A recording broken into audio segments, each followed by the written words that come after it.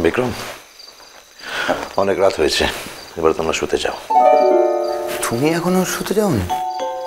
দেখো বিক্রম, তুমি আমাদের বাড়িতে গেস্ট, মানে তোমরা।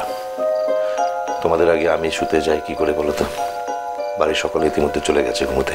এখন যদি আমিও চলে যাই তাহলে তোমরা এম্বারেস ফিল করবে। তুমি শুতে চলে যাও, আমরা ঠিক চলে যাব। তোমরা কি ড্রয়িং রুমে থাকবে নাকি? কত রাত হলো খেয়াল আছে? আচ্ছা ঠিক আছে, শোনো ম্যাম সাহেব, চলো আমরা ঘরে যাই। মানে আমার মনে হচ্ছে আমরা না গেলে অর্চিও শুতে যাবে না।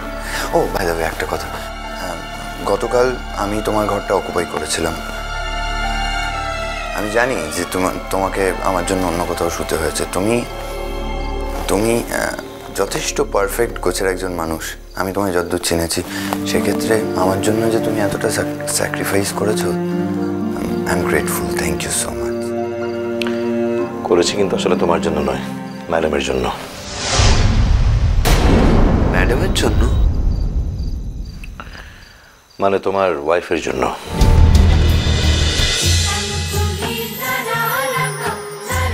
ইষ্টি কুটুম সোম থেকে রবি প্রতিদিন দুপুর 2টায় স্টার জলসায়।